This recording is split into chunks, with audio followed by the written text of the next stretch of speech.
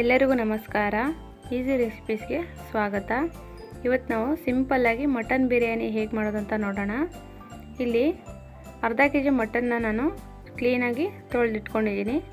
ಅದಕ್ಕೆ ಸಣ್ಣ ಸ್ಪೂನಲ್ಲಿ 1 tea spoon ಅರಿಶಿನ ಪುಡಿ, ಆಮೇಲೆ ಗರಂ ಮಸಾಲ, ಧನಿಯಾ ಪುಡಿ, 1-2 ಸ್ಪೂನ್ ಖಾರದ ಪುಡಿ, ಇದಿಷ್ಟನ್ನು ಹಾಕಿ ಚೆನ್ನಾಗಿ ಮಿಕ್ಸ್ ಮಾಡ್ಕೋಬೇಕು. ಇದು ಒಂದಕ್ಕೊಂದನ್ನು ಹೊಂದ್ಕೋಬೇಕು. ಆ ರೀತಿ ನಾವು ಮಿಕ್ಸ್ ಮಾಡಿಕೊಂಡು ಒಂದು ಪ್ಲೇಟ್ನ ಮುಚ್ಚಿ ಇಡೋಣ.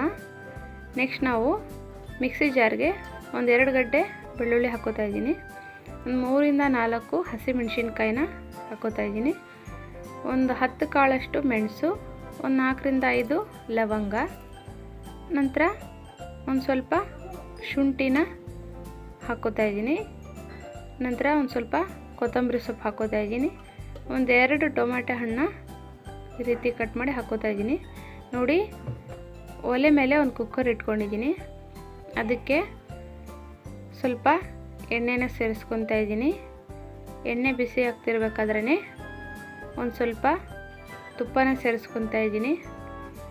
ಇದೆರಡು ಬಿಸಿ ಆದ ನಂತರ ಈ ಬಿಸಿಯಾದ ಎಣ್ಣೆ ಮತ್ತು ತುಪ್ಪಕ್ಕೆ 1-2 ಚಕ್ಕೆ ಪೀಸ್ನ ಹಾಕೋತಾ ಇದ್ದೀನಿ. ಒಂದು ಚಕ್ರ ಮೊಗ್ಗು ಮತ್ತು ಕಾಡು ಏಲಕ್ಕಿ ಮತ್ತು ನಾರ್ಮಲ್ ಏಲಕ್ಕಿ ಒಂದು ಸೇರಿಸ್ಕೊತಾ ಇದ್ದೀನಿ. 1-2 ಪಲಾವ್ ಎಲೆನ ಸೇರಿಸ್ಕೊತಾ ಇದ್ದೀನಿ.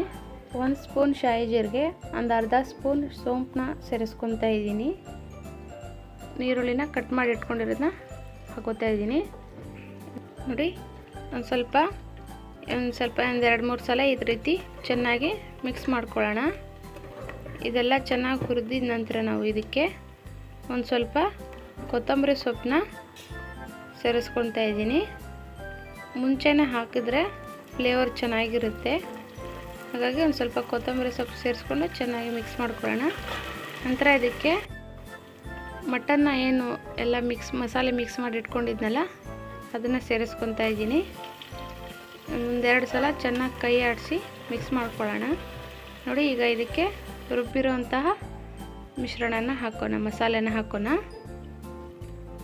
ನಂತರ ಇದಕ್ಕೆ ನಾನು ಈ ಬೌಲಲ್ಲಿ ಒಂದು 3 ಬೌಲಷ್ಟು ಅಕ್ಕಿ ತೊಗೊಂಡಿದ್ದೆ, ಅದನ್ನ ಸೇರಿಸ್ಕೊತಾ ಇದ್ದೀನಿ. ಬಾಸುಮತಿ ಅಕ್ಕಿ ಇದು. ನಾರ್ಮಲ್ ಜೀರಾ ರೈಸಲ್ಲಿ ಕೂಡ ನೀವು ಮಾಡ್ಕೋಬೋದು. ನಂತರ ಇದನ್ನು ಮಿಕ್ಸ್ ಮಾಡಿಕೊಂಡು ಅದಕ್ಕೆ ನಾನು 1 ಬೌಲ್ ಅಕ್ಕಿಗೆ 2 ಬೌಲಷ್ಟು ನೀರು ಹಾಕ್ಕೊಳ್ತಾ ಇದ್ದೀನಿ. ಅದಕ್ಕೆ ಎಷ್ಟಾಗುತ್ತೋ ಅಷ್ಟನ್ನು ನೀರನ್ನು ನಾವು ಸೇರಿಸ್ಕೊಳ್ಳೋಣ. ನೀರು ಸೇರಿಸ್ಕೊಂಡಿದ್ದ ನಂತರ ಕೊನೆಯದಾಗಿ ಉಪ್ಪು ಸೇರಿಸ್ಕೊತಾ ಇದ್ದೀನಿ.